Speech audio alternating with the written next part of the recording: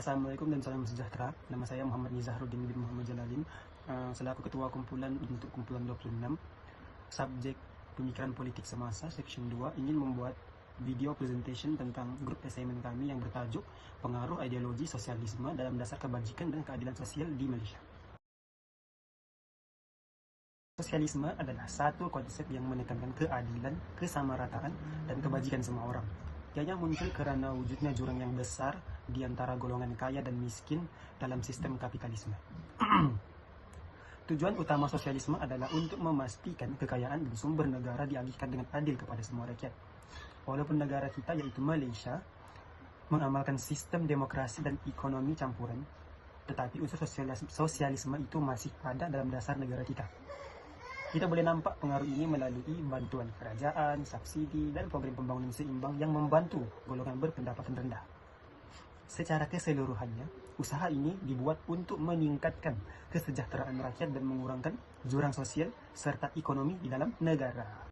Saya akan menyenaraikan 3 objektif kajian yang akan kami dalami, iaitu objektif kajian yang pertama ialah menganalisis kesan prinsip-prinsip sosialisme terhadap penyusunan semula dasar kebajikan di Malaysia.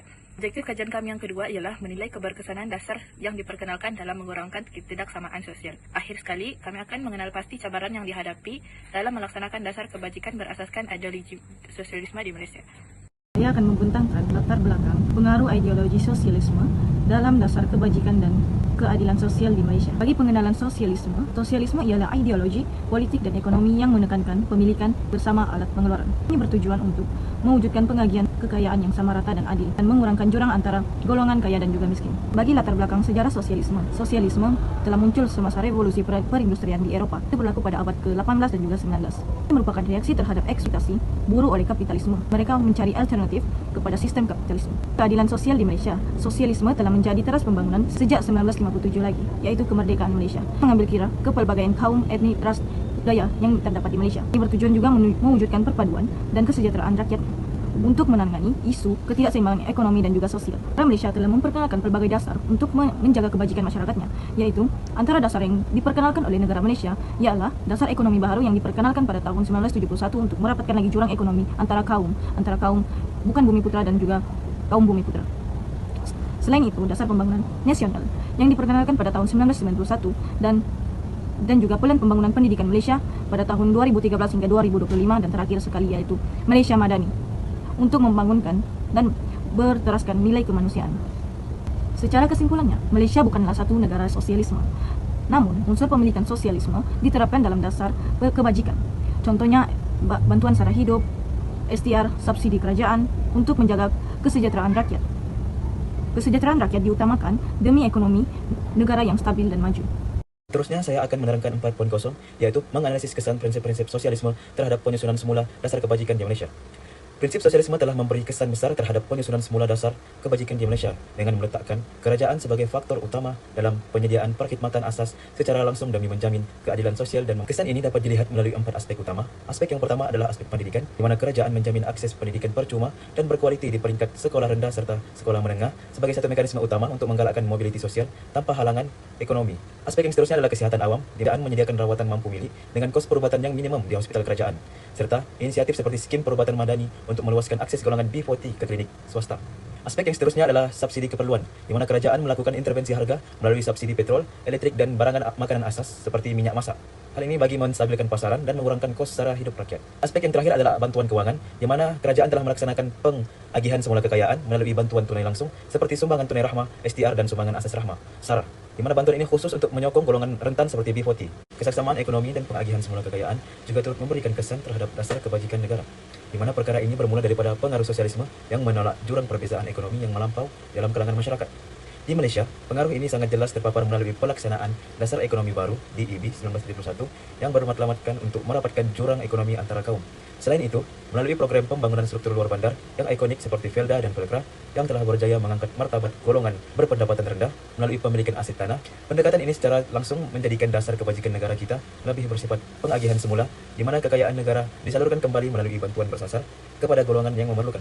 Aspek terakhir, melalui kestabilan sosial, di mana kerajaan disarankan untuk memperluaskan jaringan sosial dengan membentuk kerjasama antara sektor awam dan swasta dalam langkah menyediakan pelbagai peluang pekerjaan. Yang seterusnya ialah penubuhan institusi perlindungan sosial. Penubuhan institusi-institusi ini mencerminkan konsep sosialisme yang mementingkan rangkaian keselamatan sosial yang teguh untuk melindungi kebajikan rakyat secara menyeluruh. Antara institusi yang ditubuhkan dan diperkenalkan ialah Perkeso, yaitu Pertubuhan Keselamatan Sosial 1971. Perkeso ini memberikan insuran sosial yang berfungsi untuk melindungi pekerja daripada risiko bencana seperti pekerjaan dan kecacatan masa bekerja. Seterusnya ialah KWSP, yaitu Kumpulan Wang Simpanan Pekerja. KWSP ini merupakan satu simpanan wajib bagi setiap pekerja dan berfungsi untuk memastikan setiap pekerja mempunyai simpanan untuk keselamatan keuangan selepas bersara.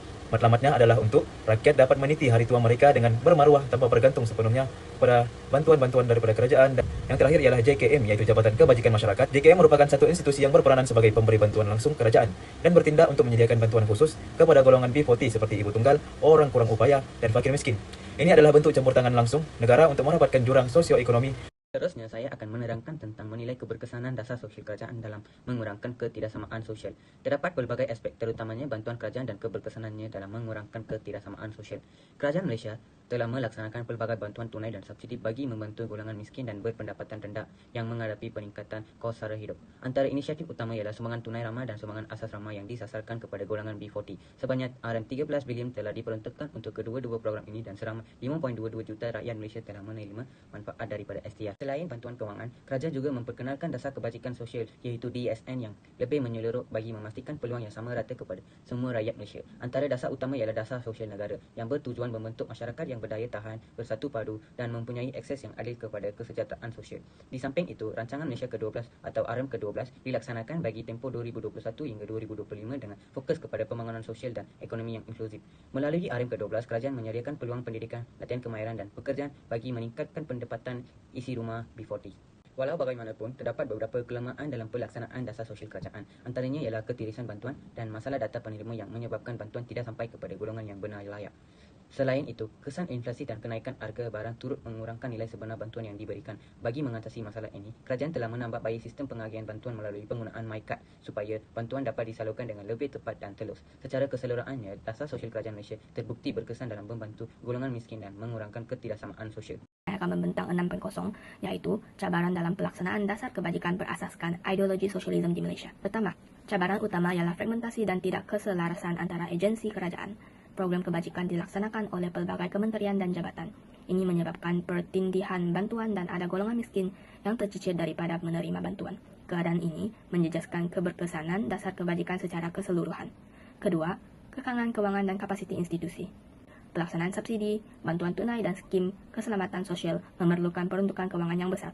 Dalam keadaan ekonomi yang tidak stabil dan kos sara hidup yang meningkat, kerajaan berdepan kesukaran untuk mengekalkan perbelanjaan kebajikan secara berterusan. Terusnya ialah isu ketidaksamaan dalam pengagihan bantuan.